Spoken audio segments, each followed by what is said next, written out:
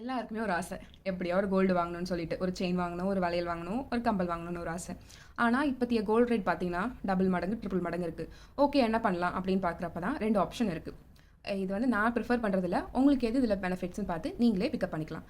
First one பார்த்தீங்கன்னா, gold ETF. இது actually இந்த டேர்மை நான் எப்படி கண்டுபிடிச்சேன்னு பார்த்தீங்கன்னா, நான் வந்து ஒரு 2 பவுண்ட் நெக்லஸ் மாதிரி வாங்கணும்னு சொல்லிட்டு ரொம்ப நாளா ஆசைப்பட்டுட்டு இருக்கேன். பட் என்கிட்ட அவ்வளோ அமௌண்ட் கேஷ் வந்து வரலன்றதால என்னோட ஹஸ்பண்ட்ட நான் கேட்டிருந்தேன். எனக்கு வந்து 2 பவுண்ட்ல நெக்லஸ் வேணும்.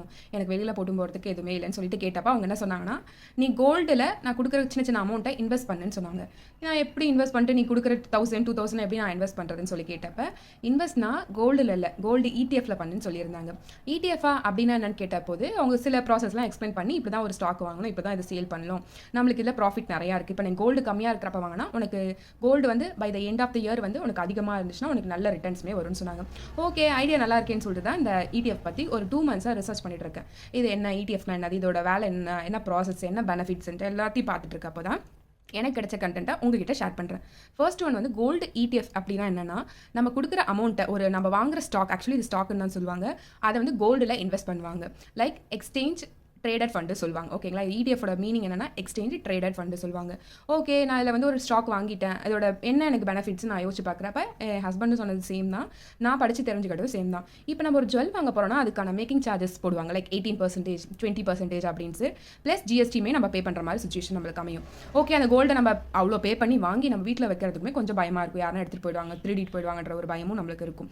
ஓகே அந்த பயமுமே பார்த்தீங்கன்னா எனக்கு இருந்துச்சு. ஸோ அதனாலே நாங்கள் நிறையா வந்து வாங்காமல் இருந்துட்டு என் ஹஸ்பண்ட் பார்த்தீங்கன்னா ETFல இன்வெஸ்ட் பண்ணிட்டு இருந்தாங்க. கொஞ்சம் கொஞ்சம் அமௌண்ட் எவ்வளோ வருதோ அது எல்லாத்தையுமே ETFல இன்வெஸ்ட் பண்ணிட்டே இருக்கப்போ இந்த ட்ரிக்ஸ் எல்லாம் எனக்கு சொல்லி கொடுக்குறப்ப எனக்கு தோணுச்சு, ஓகே நாமளே இன்வெஸ்ட் பண்ணலாம் அப்படின்னு பார்க்குறப்ப இதோட பெனிஃபிட்ஸ் நிறையா இருந்துச்சு. நம்மளுக்கு மேக்கிங் சார்ஜஸே கிடையாது. லைக் 18%, 20% எதுவுமே கிடையாது.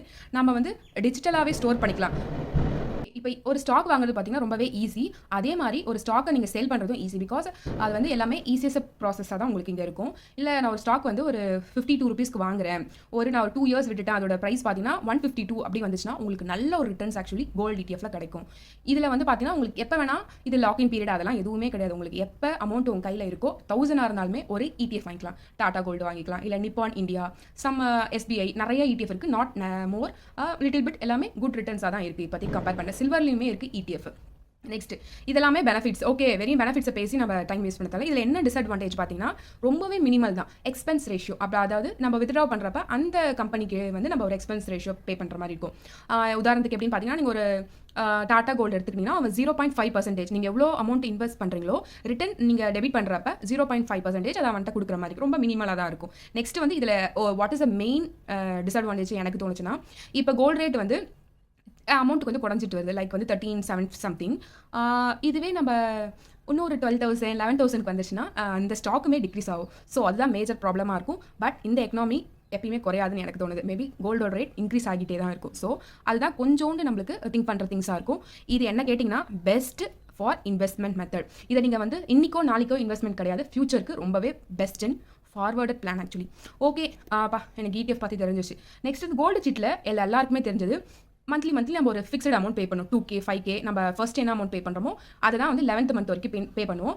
இதில் என்ன டிஸ்அட்வான்டேஜ் பார்த்தீங்கன்னா, உங்களுக்கு லாக்இன் பீரியட் கொடுத்துருவாங்க. லைக் வந்து 12 மந்த்ஸ் நீங்கள் பே பண்ணி தான் ஆகணும். ஓகேங்களா, கம்பேர் டு ETF இது உங்ககிட்ட அமௌண்ட் இருந்தால் மட்டும் நீங்கள் பே பண்ணிக்கலாம். இதில் லாக்இன் பீரியட் இருக்கும், நீங்கள் மந்த்லி பே பண்ணிட்டு தான் இருக்கும். ஓகே 11 மந்த் முடிஞ்சால் தான் உங்களுக்கு அந்த ஜுவல்லே கையில் வரும். இங்கே பார்த்தீங்கன்னா எனக்கு இந்த ஸ்டாக் எனக்கு வேணாம், நான் அதை வந்து சேல் பண்ண போகிறேன்னா சேல் பண்ணி அமௌண்ட்டை உங்கள் அக்கௌண்ட்டுக்கு வித்ட்ரா பண்ணிக்கலாம். இதில் வந்து what is the advantage disadvantage நீங்கள் பார்த்தீங்கன்னா, அட்வான்டேஜ் என்னவா இருக்கும்? ஃபர்ஸ்ட் வந்து நம்மகிட்ட ஒரு 2000 இருக்குது, ஆமாம் கோல்டு சீட் பே பண்ணோம்னு சொல்லிட்டு அந்த வந்து என்ன டினோட் பண்ணுதுன்னா சேவிங் ஹேபிட். ஓகே நம்ம சீட்டை பே பண்ணிடணுன்றது ஒரு சேவிங், ஒரு நல்லது தான் அதுவுமே. நெக்ஸ்ட் வந்து நீங்கள் நார்மலாக ஒரு ஜுவல் வாங்க போகிறீங்கன்னா 2 பவுண்ட் இப்போ ஒரு 1.110 விற்குது, நீங்கள் 220, 230 கிட்ட எடுத்துகிட்டு போகணும் அப்படின்னு இருக்காது. ப்ளஸ் ஒரு மேக்கிங் சார்ஜ் உங்களுக்கு 18% போடுவாங்க, ப்ளஸ் 3% GST வரும். 21% நீங்கள் எக்ஸ்ட்ரா கட்டணும் ஃபார் 2 பவுண்ட். அப்போ நீங்கள் கால்குலேட் பண்ணிக்கோங்க எவ்வளோ பே பண்ணுவீங்கன்ட்டு. இதில் வந்து கோல்டு சீட்டில் உங்களுக்கு அந்த டிஸ்கவுண்டிங் மேக்கிங் சார்ஜ் வந்து ஸோ பெஸ்ட் தான். கம்பேரிட்டிவ்லி உங்களுக்கு நல்ல ஒரு ப்ராஃபிட் தான் வரப்போகுது 10 மந்த்ஸில் ஆர் 11 மந்த்ஸில். ஓகே இதில் என்ன உங்களுக்கு வந்து டிஸ்அட்வான்டேஜாக இருக்கும் நீங்கள் நினைக்கிறீங்கன்னா, 3% GST வரும். அது எல்லாத்துக்குமே நம்ம பே பண்ணி தான் ஆகணும். பட் கம்பேரிட்டிவ் டு கோல்டு ETFக்கு நீங்கள் அந்த GST எதுவுமே பே பண்ண தேவையில்ல. No hidden charge also. Okay நான் இதில் சொல்லியிருந்தேன் நம்ம எப்போ வேணால் அந்த ஸ்டாக்கை சேல் பண்ணிக்கலாம், பை பண்ணிக்கலாம். பட் நீங்கள் ஒரு கோல்டு சீட்டு போட்டுட்டிங்கன்னா 11 மந்த்ஸ் வரைக்கும் நீங்கள் பே பண்ணிட்டு தான் இருக்கணும். 5th மந்த்தில் எனக்கு வேணான்னு சொல்லிட்டு நீங்கள் பே பண்ணுறீங்கன்னா உங்களுக்கு ஃபுல் அமௌண்ட் ரீஃபண்ட் ஆகாது. சம் சார்ஜஸ் இது பண்ணி தான் தருவாங்க. எடுத்துட்டு தான் உங்ககிட்ட கொடுப்பாங்க. Okay what will be the next? எனக்கு வந்து ஃபைனலாக என்ன தான் வரும்னு பார்த்தீங்கன்னா ஒரு ஜுவல்லரி உங்கள் கையில் இருக்கும்.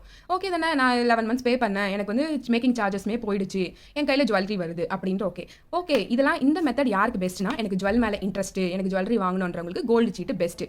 இல்லை எனக்கு ஃபியூச்சரில் இன்வெஸ்ட்மெண்ட் பண்ணணும்னு நினைக்கிறவங்களுக்கு ETF இஸ் பெஸ்ட். கமெண்ட்டில் சொல்லுங்கள் which one is best for you. Next பார்த்தீங்கன்னா நெக்ஸ்ட் வீடியோவில் எப்படி ஒரு ETF வாங்குறது, ஒரு கோல்டு பீஸை எப்படி வாங்குறது நெக்ஸ்ட் வீடியோ பார்க்கலாம். அது வரைக்கும் பாய் ஃப்ரெண்ட்ஸ்.